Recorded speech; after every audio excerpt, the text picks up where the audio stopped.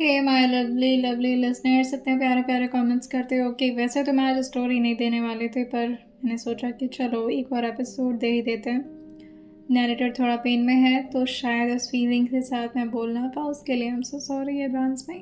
चलिए शुरू करते अपनी प्यारी सी कहानी को। अब तक की कहानी में आप लोगों ने सुन लिया था कि अब रियांश भी फाइनली तैयार हो चुके थे जिया के साथ मंदिर जाने के लिए। वैसे तो इस वक्त सारे लोग काफ़ी हैरान थे, इवन गौरव भी। गौरव तो काफ़ी खुश था कि रेयांश तो अब उसके साथ जाएंगे नहीं, वो और वह आराम से वहाँ पर मस्ती कर पाएगा। लेकिन रेयांश ने तो उसका सारा प्लान खराब कर दिया था।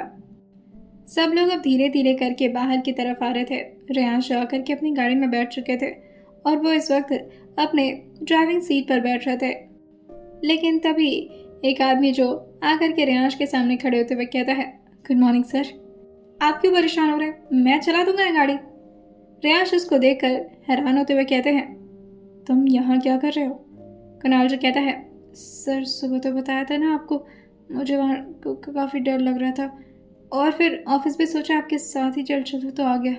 रेयांश उससे कहते हैं, ज़्यादा अकेलापन महसूस हो रहा तुम्हें फार्म हाउस पे? कुणाल जो कहता है, हाँ सर, डर लग रहा था थोड़ा। रेयांश उससे कहते हैं, एक काम करो। कुणाल जो उनसे पूछता है, बताइए सर। उसको लगा था कि रेयांश वाकई में ही किसी काम के बारे में जिक्र करेंगे। रेयांश उससे कहते हैं, शादी कर लो। कुणाल जो उनसे पूछता है, क्यों सर, शादी करने से डर नहीं लगता भूतों? रेयांश एक बार अपनी बीवी को देखकर उसे बताते हैं, डर नहीं, इतना टाइम ही नहीं रहेगा ये सब सोचने के लिए। दिन भर दिमाग सिर्फ टेंशन में रहेगा। शादी करने के बाद ऐसी वजह से मर्दों की उम्र कम हो जाती है, क्योंकि औरतें इतना जुल्म जो करती हैं। वही जिया धीरे धीरे अब रेयांश की तरफ आगे बढ़ाई थी, लेकिन अभी रेयांश उसके लिए दरवाज़ा खोलते उससे पहले ही जिया बाकी लोगों के साथ गाड़ी में बैठ जाती है। ओ हेलो, उधर कहाँ? जिया जो कहती है, जा रही हूँ मंदिर, क्या हो गया? रेयांश उससे पूछते हैं, तुम मेरे साथ नहीं चल रही हो? मैं तुम्हारी वजह से रेडी हुआ हूँ, तुम चुपचाप से मेरी गाड़ी में आकर बैठो। प्रार्थना जी जो रेयांश की तरफ देखकर उनसे कहती हैं, अरे थोड़ी देर के लिए तो हमारे पास छोड़ दो इसे। वहीं राजनंदिनी जी अपने तीनों बेटों को रेयांश की गाड़ी की तरफ भेज दी थी। वहीं दर्शन जो कहता है, काफ़ी टाइम हो गया इतनी लग्जूरियस गाड़ी ड्राइव किए हुए, आज गाड़ी मैं चलाऊंगा और तुम लोग ड्राइविंग के मज़े लो। रेयांश आकर के पैसेंजर सीट पर बैठ गए थे, लेकिन काफ़ी फ्रस्ट्रेशन में, क्योंकि इस वक्त उन्हें काफ़ी गुस्सा आ रहा था कि जिया उनके साथ नहीं है। वो अपनी जिया के साथ वक्त बिताना चाह रहे थे, लेकिन उनकी फैमिली मेम्बर्स उन दोनों को एक साथ न रहने देते थे और ऊपर से जिया भी रेयांश को परेशान करने में कोई कसर नहीं छोड़ रही थी। जहाँ रेयांश इतना फ्रस्ट्रेट हो रहे थे क्योंकि उनकी जिया उनके साथ नहीं थी, वहीं इस बात से कोई बहुत ही खुश हो रहा था जो कि इस वक्त जिया के ही साइड में बैठा हुआ था। राजनंदिनी जी जो जिया के हाथ पर हाथ रखते हुए उसे काफ़ी प्यार से बात कर रही थी और उसे काफ़ी हद तक ससुराल की चीज़ों को समझा रही थी। प्रार्थना जी को तो राजनंदिनी से इतने प्यार की उम्मीद ही नहीं थी, लेकिन अब इस तरह से उन्हें प्यार से बात करता देख करके जिया और प्रार्थना जी सबको काफ़ी अच्छा लगता है। उन लोग की पूरी फैमिली जो कि 3 गाड़ी में चल रही थी और बाकी की गाड़ियां उन लोग के लिए प्रोटेक्शन में चल रही थी। 30 से 35 मिनट के सफ़र के बाद सब लोग अब मंदिर के सामने आकर के रुक गए थे। वैसे उस मंदिर के लिए थोड़ी सी चढ़ाई भी करनी पड़ती है, क्योंकि वो थोड़े पथरीले जगह पर था।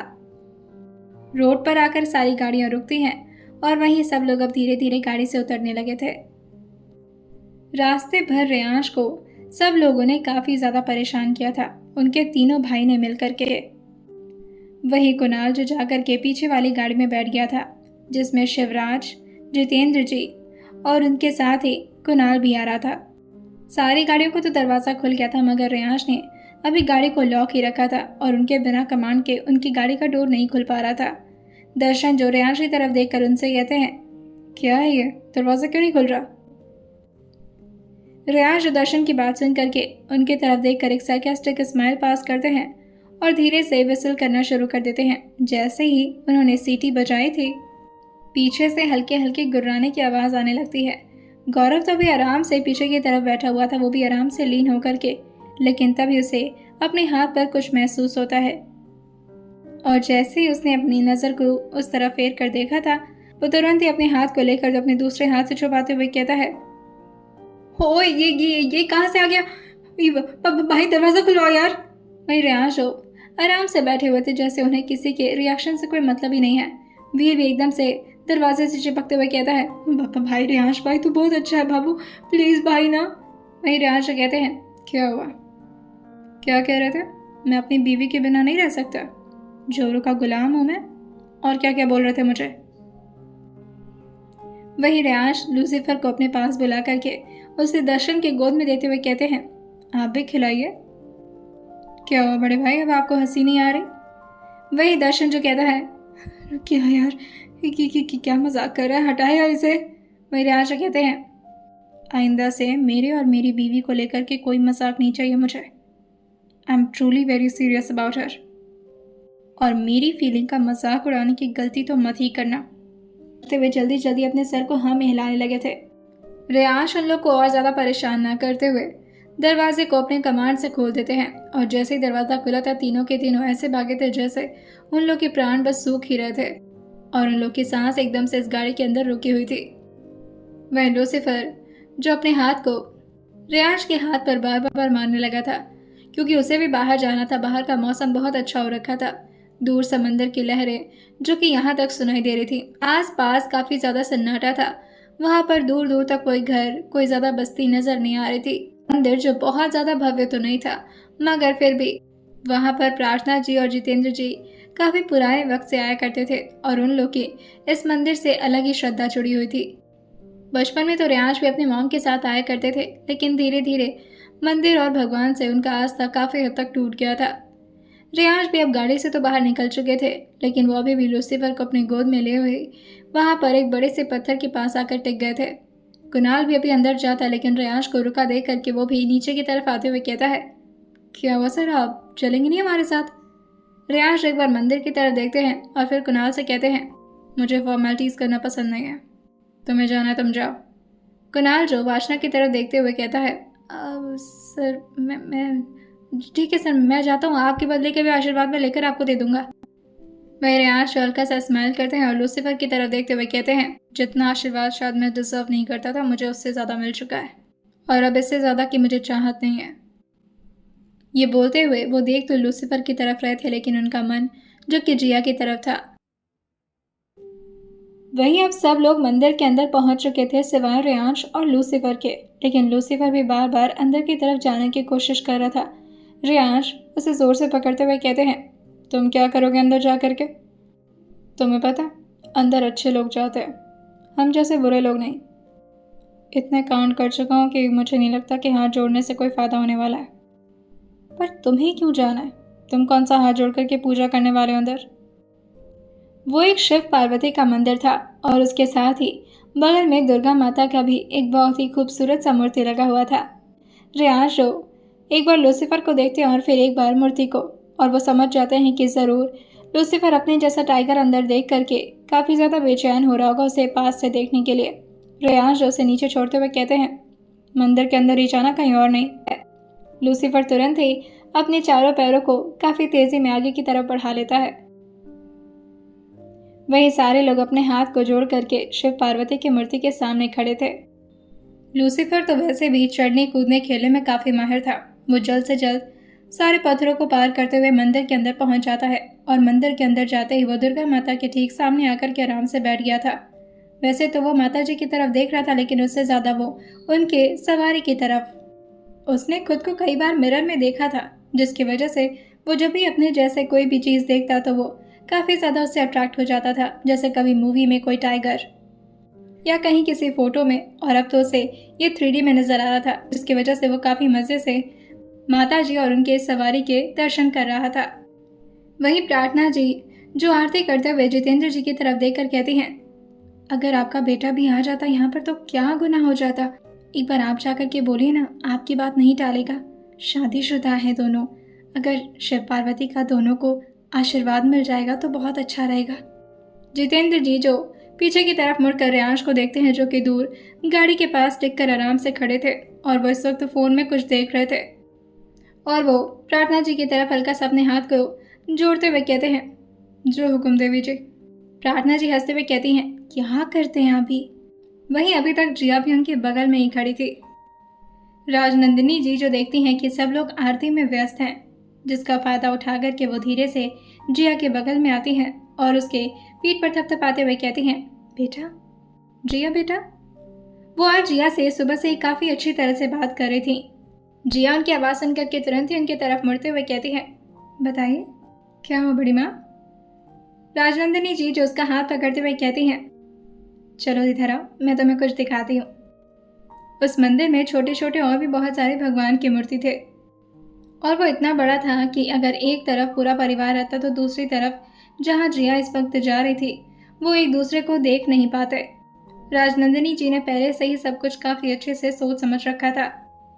जिया जो इस तरह से राजनंदिनी को अपने हाथ पकड़कर खींचता हुआ देखकर कहती है, क्या करने जा रही हैं आप। नंदिनी जी उसके डाउट को क्लियर करते हुए कहती हैं, यहाँ से पीछे एक नदी बहती है। वैसे है तो ये तालाब, लेकिन कहते हैं ये काफ़ी पावन नदी से जुड़ा हुआ है और यहाँ का पानी उसे अपने हाथ में लेकर के उसे अपने सर पे डालने से ना लड़कियाँ सदा सुहागन रहती हैं। शिव पार्वती का बहुत पुराना मंदिर है ये। अरे बहुत सारे लोग तो ये भी कहते हैं कि पार्वती जी भी यहीं पर आकर के तपस्या करती थी।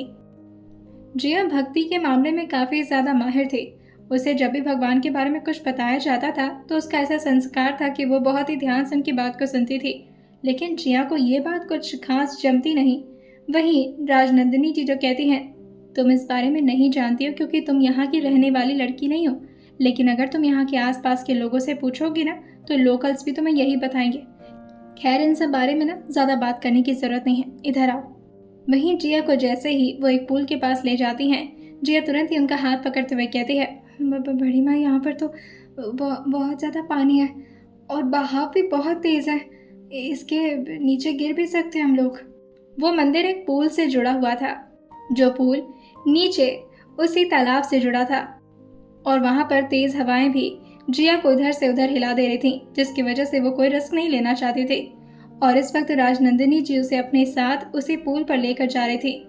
जिया तुरंत ही उनको रोकते हुए कहती है, प्लीज़ मुझे नहीं जाना। नंदिनी जी जो तुरंत ही अपनी आंख दिखाते हुए कहती है, जिया इस तरह की बातें नहीं करते बेटा, तुम मंदिर के बहुत बड़ा अपमान कर रही हो, वो भी उसके अंदर होकर के। हर सुहागन लड़की ये काम आकर करती है। वैसे तो लोग शादी के पहले यहाँ पर आकर के बहुत सारी पूजा करते हैं, लेकिन तुम्हें तो ये अवसर मिला नहीं, अब तुम्हें मौका मिल रहा है तो तुम इसे छोड़ रही हो। वहीं जिया जो कहती है, पर मैं इसका पानी अपने हाथ में कैसे लूँगी, इतनी नीचे है ये तालाब, मेरा मतलब नदी का पानी या जिसका भी पानी। नंदिनी जी जो कहती हैं, अरे इतना भी तो नीचे नहीं है ना, तुम उसकी चिंता मत करो, मैं तुम्हें पानी के अंदर पहुंचा दूंगी। और ये बोलकर जिया का हाथ वो दोबारा से पकड़कर उसे ले जाने लगती हैं, लेकिन जिया अपना हाथ खींचते हुए कहती है, मुझे डर लग रहा है, प्लीज़ बड़ी माँ मुझे नहीं जाना है।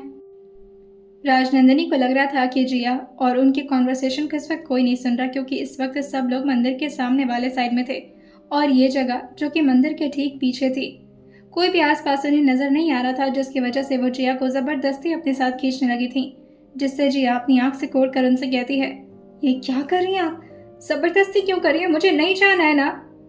लेकिन राजनंदिनी की ताकत उसकी ताकत से काफ़ी ज़्यादा थी और वो ज़बरदस्ती उसे खींच करके अब बीच पूल में ले आ चुकी थी और वो जिया से कहती है, मेरी बात चुपचाप से मान जाया करो, खामखा, और ये लहजा, अपने इस लहजे को कंट्रोल में रखो।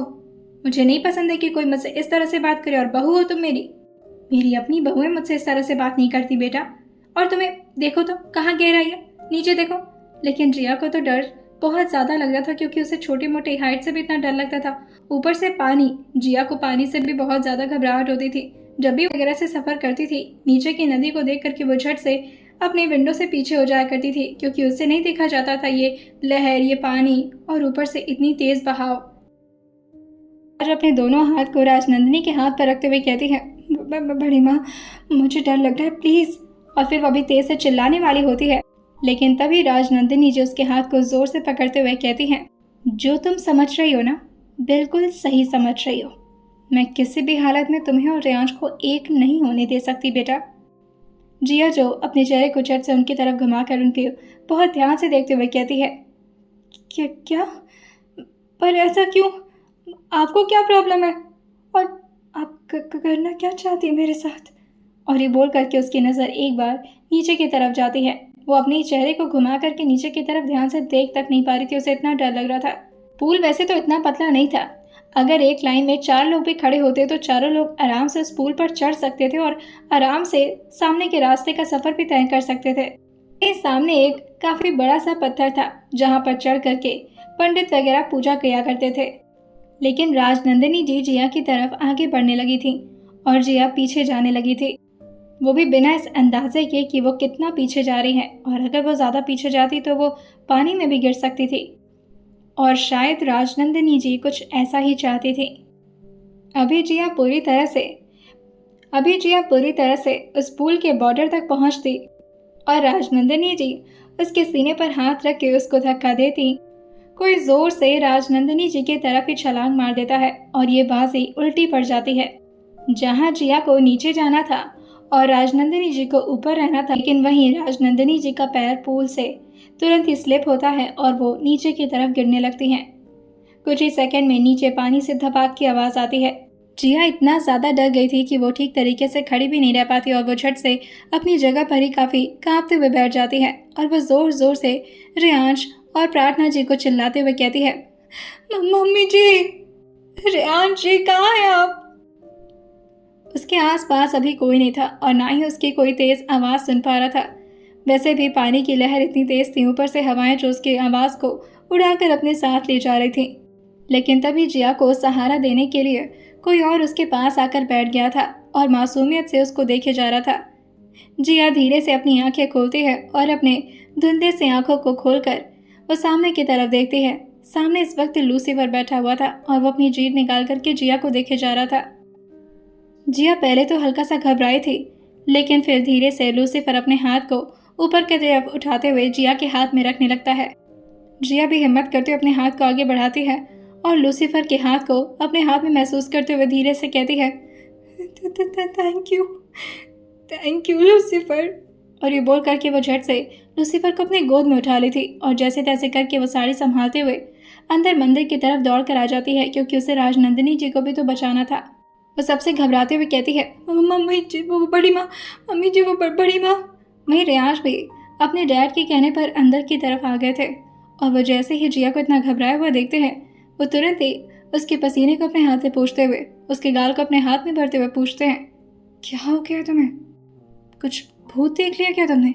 वहीं जिया जो अपने सर को ना मिलाते हुए बार बार बाहर की तरफ इशारा कर रही थी। सब लोग इस बात से हैरान थे कि जिया ने इस वक्त अपनी गोद में लूसीफर को उठा रखा है, लेकिन जिया का ध्यान तो कहीं और था और बार बार बाहर की तरफ इशारा करते हुए इस तरह बोलने की वजह से सब लोग बाहर की तरफ उसके साथ जाने लगे थे। राजनंदिनी जी का हाथ अभी भी थोड़ा थोड़ा बाहर की तरफ उछल उछल कर आ रहा था, लेकिन उनके भारी शरीर होने की वजह से वो ऊपर तैर नहीं पा रही थी। दर्शन, वीर और गौरव जैसे ही अपनी मॉम को डूबता हुआ देखते हैं, वो तीनों के तीनों बिना कुछ भी सोचे समझे नीचे की तरफ कूद जाते हैं। लेकिन तीनों स्विमिंग में इतने एक्सपर्ट नहीं थे कि वो खुद भी बाहर आ पाते उस तेज बहाव से और साथ में उनको भी लेकर आ पाते। लेकिन कुणाल और रेयांश दोनों ही स्विमिंग में काफी एक्सपर्ट थे।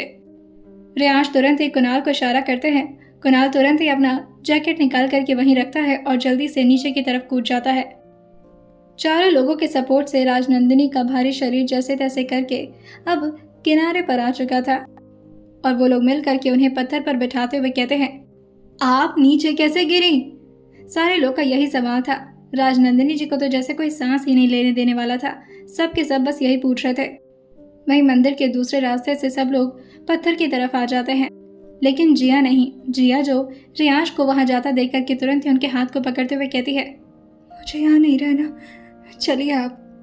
रेयांश ने जैसे ही जिया का एक बार कमांड सुना था, वो बिना कुछ सोचे समझे और बिना राजनंदिनी जी की तरफ एक बार देखे तुरंत ही जिया का हाथ पकड़ते हुए टेंपल से बाहर की तरफ आने लगे थे। लेकिन अभी वो टेंपल से बाहर आते उससे पहले ही पंडित जी जो इन दोनों को देखते हुए कहते हैं, रेयांश, जिया। रेयांश जो पीछे मुड़ करके पंडित जी की तरफ एक बार देखते हैं और हल्का सा आने लगते हैं, लेकिन तभी वो पंडित उन दोनों के सामने आकर के उन दोनों को रोकते हुए कहते हैं, आशीर्वाद तो ले लीजिए आप दोनों इनका। और वो शिव पार्वती की मूर्ति की तरफ इशारा कर रहे थे। रेयांश कहते हैं, दिखाई नहीं दे रहा मेरी बीवी कितनी परेशान है। लेकिन तभी जिया जो लूसीफर को धीरे से नीचे की तरफ छोड़ती है और रेयांश को एक बार अपना सर हम हिला करके इशारा कर देती है। वेदिका और वासना जो अब दोबारा से टेंपल के अंदर आ चुकी थी, वो दोनों की दोनों काफी घबराई हुई थी। बाकी लोग अभी भी राजनंदिनी के आसपास ही थे। शिवराज और जितेंद्र जी तुरंत ही डॉक्टर को कॉल लगा देते हैं क्योंकि अब डायरेक्टली राजनंदिनी जी को हॉस्पिटल की तरफ ही ले जाना पड़ता। शिवराज जी अपने गोद में राजनंदिनी जी को उठाए हुए लेकर आ रहे थे और वो बस टेम्पल में हल्का सा अपने सर को झुकाते हैं और जल्द से जल्द नीचे की तरफ आने लगे थे। सब लोग संभालते हुए उन्हें नीचे ले जाते हैं। वहीं प्रार्थना जी, जो कि रेयांश और जिया को देखकर रुक गई थी, पंडित जी उन दोनों को आरती देते हैं और जैसे ही वो जिया को अपने हाथ से टीका लगाने वाले थे, रेयांश तुरंत ही उनके हाथ को रोकते हुए खुद ही सिंदूर लेकर के जिया के मांग भरते हुए कहते हैं, हो गया या फिर और भी कुछ फॉर्मेलिटी करनी है? प्रार्थना जी जो कहती हैं, कैसी बात कर रहे हो बेटा, पंडित जी हैं वो। वहीं रेयांश कहते हैं, तो हो गया ना, चलो। और वो जिया का हाथ पकड़कर जाने लगे थे, लेकिन तभी वो पंडित जी उन दोनों से कहते हैं, शिव पार्वती की कृपा आप दोनों पर बनी रहे, इसकी उम्मीद कर सकता हूं मैं, लेकिन बहुत ध्यान रखना होगा आपको इस लड़की का। पंडित जी की बात सुनकर के रेयांश उनकी तरफ घूमते हुए कहते हैं, आप मुझे बताएंगे कि मुझे अपनी बीवी का ख्याल कैसे रखना है? जिया जो रेयांश के हाथ को दबाते हुए बोलती है, कैसे बात कर रहे हैं आप? वहीं वो पंडित जी जो कि रेयांश की तरफ आगे बढ़ते हुए कहते हैं, तुम हमेशा इस लड़की को मुसीबत से बचाते हो, और अगर तुम नहीं होते। और फिर वो उसी टाइगर को देखते हुए कहते हैं, तो तुम्हारा कोई अपना इस लड़की को बचा लेता है। और फिर झटके से वो अपनी बड़ी बड़ी आंखें करके रेयांश की तरफ दोबारा से वार्निंग लहजे में कहते हैं, ये लेकिन एक दिन ऐसा आएगा जब तुम खुद इस लड़की के लिए घातक साबित होगे। इस लड़की की जिंदगी खतरे में है और उस खतरे की वजह तुम बनोगे। मेरी बात ध्यान में रखो। रेयांश से और ज़्यादा बर्दाश्त नहीं होता। एक तो वैसे ही जिया को इतना परेशान देकर के उनका टेम्परेचर हाई हो रखा था, लेकिन अब तो पंडित जी की बातें सुनकर के रेयांश के माथे पर शिकन आना शुरू हो गया था, जैसे वो अब अपने गुस्से को और ज़्यादा बर्दाश्त नहीं कर पाएंगे और वो काफ़ी तेज़ कदमों से आगे की तरफ बढ़ते उससे पहले ही जिया और प्रार्थना जी तुरंत ही रेयांश के सामने आ जाते हैं। एक हाथ जिया का उनके सीने पर था और दूसरा हाथ जो कि प्रार्थना जी का उनको रोकते हुए रेयांश को समझाते हुए वो कहते हैं, बेटा चलो यहाँ से। और वो पंडित जी हैं, तुम इस तरह से उनसे बात नहीं कर सकते, उनकी कद्र करो। रेयांश गुस्साते हुए कहते हैं, क्या मतलब है इनकी इज्जत करूं? जो मन चाहे वो बके जा रहे हैं ये। और वो प्रार्थना जी को अपनी जिया की तरफ दिखाते हुए कहते हैं, इसके लिए खतरा बनूंगा मैं? इसके हर खतरे के सामने मैं खड़ा रहता हूँ, और अगर इससे कुछ भी होगा मेरी वजह से तो मैं खुद अपनी जान ले लूँगा। और फिर वो उनको वार्निंग देते हुए अपनी एक उंगली दिखाते हुए कहते हैं, सोच समझ करके बात किया करो, अपनी ज़िंदगी का तो ठिकाना नहीं है, हमारा फ्यूचर प्रेडिक्ट करेंगे। और ये बोल कर कि वो जिया को और ज़्यादा देर वहाँ पर रोक नहीं सकते थे और अब वो जिया को अपनी गोद में उठा चुके थे। जैसे ही रेयांश आगे बढ़ते हैं, उनके पीछे पीछे उनका छोटू बॉडीगार्ड लूसीफर भी उनके साथ आने लगा था। वहीं प्रार्थना जी जो जिया के साथ बैठी हुई थी, कुणाल जो कि अब ड्राइविंग सीट पर आकर बैठा हुआ था, और वहीं रेयांश पैसेंजर सीट पर। रेयांश बैठे तो आगे थे मगर उनकी नज़र सिर्फ जिया पर गड़ी हुई थी। वो रियर व्यू मिरर को अपने हिसाब से एडजस्ट करते हैं ताकि जिया का चेहरा उनको ठीक तरीके से नजर आए। प्रार्थना जी जो कुणाल से कहती हैं, हॉस्पिटल लेकर चलो गाड़ी बेटा, पता नहीं उनकी क्या हालत हो गई होगी, अचानक से वो कैसे गिर गई आखिर, और वो वहाँ कर क्या रही थी? वो तो पानी का बहाव आज काफ़ी हद तक थमा हुआ था, अगर पहले के जैसा बहाव होता तो उन्हें कोई नहीं बचा सकता था। और वो कुणाल को देखते हुए कहती हैं, तुम्हारे शुक्रगुजार हैं बेटा, तुमने आज हमारे घर में बहुत बड़ा हादसा होने से बचा लिया। और फिर वो जिया की तरफ देखते हुए कहती हैं, और अगर उन्हें कुछ भी होता तो सबसे पहले इल्ज़ाम मेरी बहू पर जाता, सब लोग ऐसे ही मनूस कहना शुरू कर देते। वहीं रेयांश अब अपनी आंखें बंद करके अपनी एक उंगली को अपने माथे के बीच में लगातार पॉइंट कर रहे थे। प्रार्थना जी की बात से वो फ्रस्ट्रेट होते हुए कुणाल से बहुत ही धीरे लहजे में कहते हैं, गाड़ी रोको। कुणाल कुछ समझ नहीं पाता। वहीं रेयांश जो अपने सीट से उतरते हैं और जिया की तरफ का दरवाज़ा खोलते हुए कहते हैं, बाहर निकलो। और वो लूसीफर को भी अपनी गोद में ले लिए थे। रेयांश के पीछे पीछे उनके सारे बॉडीगार्ड्स की भी गाड़ी रुक गई थी। रेयांश जो एक गाड़ी के सामने आते हैं और सबको बाहर निकलने के लिए कह देते हैं। बैठे सभी गाड़ी के अंदर बैठे 5 बॉडीगार्ड्स जो कि तुरंत ही बाहर निकल करके रेयांश के सामने अपना हाथ आगे की तरफ फोल्ड करके खड़े हो गए थे। रेयांश अब आकर के ड्राइविंग सीट पर बैठे थे और लूसीफर को वह पीछे की तरफ कर देते हैं। उनके अपने बॉडीगार्ड ने जिया के लिए भी दरवाज़ा खोल दिया था। जिया को कुछ समझ नहीं आता, लेकिन इस वक्त जिस हिसाब से रेयांश उसे दिखाई दे रहे थे, वो कोई भी बात उनसे कह नहीं सकती थी और ना ही कुछ पूछ सकती थी। वो चुपचाप आकर के गाड़ी में बैठ जाती है। गाड़ी में पूरी तरह से सन्नाटा था। वहीं रेयांश ने अपनी गाड़ी को अपने ही मेंशन की तरफ मोड़ दिया था। उनका दिमाग इस वक्त ना तो राजनंदिनी पर था और थोड़ी देर के लिए तो उनका दिमाग जिया से भी हट चुका था। वो सिर्फ उस पंडित के कहे हुए बातों को सोच रहे थे, जिससे उनके हाथ की पकड़ स्टीयरिंग पर कसती जा रही थी और उनके वेन्स भी उनके हाथों में उभर रहे थे। रेयांश गाड़ी का टेम्परेचर और ज़्यादा लो करते हैं क्योंकि एसी ऑन होने के बावजूद भी रेयांश के बदन से स्वेटिंग्स लगातार आ रही थी। गुस्से में तो रेयांश का पूरा शरीर एकदम से तपना शुरू हो गया था। वहीं जिया जो जैसे ही रेयांश का हाथ गियर के पास आता देखते हैं, वो बहुत ही कामली रेयांश के हाथ पर अपना हाथ रख देती है। बोलने की तो अभी भी जिया के अंदर बिल्कुल भी हिम्मत नहीं हो रही थी। वो बस रेयांश को थोड़ा काम डाउन करने की कोशिश कर रही थी और जिया के हाथ ने काफ़ी हद तक अपना काम भी अच्छा दिखाया था।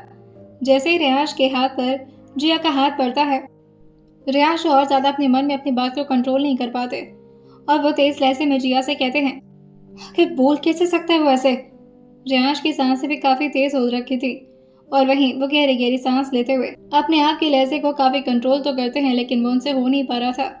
और वो आगे कहते हैं, दो कौड़ी का पंडित है और मेरा फ्यूचर बताएगा। और ये पंडित लोग समझते क्या, भगवान है क्या ये? अरे मैं तो भगवान पर भी भरोसा नहीं करता।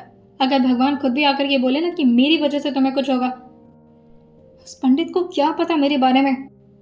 वहीं जिया जो धीरे से अपने हाथ को रेयांश के बाजू पर सहलाते हुए कहती है, जब आपको इतना ही भरोसा है खुद पर तो परेशान क्यों हो रहे हैं और इतना गुस्सा क्यों दिखा रहे हैं?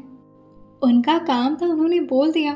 अब हमारा काम है कि अगर हमें उस पर विश्वास करना है तो उस बारे में सोचें, अदरवाइज जाने देना उस बात को। वैसे ये रेयांश का गुस्सा नहीं था जो उन्हें परेशान कर रहा था, बल्कि उनकी घबराहट थी कि कहीं वाकई में ही उनकी वजह से उनकी जिया को कभी हर्ट तो नहीं होगा ना। रेयांश अपने गुस्से के बारे में अच्छी तरह से जानते थे, लेकिन वो जिया को लेकर के बहुत ही ज़्यादा स्ट्रिक्ट और बहुत ही ज़्यादा सिक्योर थे। उनके अपने गुस्से, उनके अपने ईगो से ज़्यादा इम्पोर्टेंट जिया की खुशी हुआ करती थी। तो भला जिया को वो कभी हार्म कैसे कर सकते हैं? जिया की बातों ने भी रेयांश पर काफ़ी असर दिखाया था और रेयांश धीरे से एक बार जिया की तरफ देखे थे और फिर से वो स्टीयरिंग पर अपना हाथ रख लेते हैं। जिया ने भी अपने हाथ को रेयांश के बाजू से हटा दिया था, लेकिन वही रेयांश दोबारा से जिया के हाथ को अपने हाथ में लेते हुए उसकी उंगलियों के अपनी उंगलियों के बीच फंसाते हुए कहते हैं, मैं तुम्हें कभी हर्ट नहीं कर सकता और कभी इस बात के लिए मत डरना कि मेरी वजह से तुम्हें कुछ होगा। अगर मुझे ऐसा लगेगा कि कभी मैं तुम्हारे लिए खतरा बन रहा हूँ तो मैं खुद ही अपने आप को अपने हाथों से मार लूँगा। आइए जानते हैं आने वाले एपिसोड में क्या होने वाला है और कैसे पता चलेगा रेयांश को कि क्या हुआ था राजनंदिनी और जिया के बीच। आइए जानते हैं आने वाले एपिसोड में क्या होने वाला है और सुनते रहिए माफिया ट्रैप डिवाइस सिर्फ और सिर्फ स्टोरी विद सौम्य के साथ।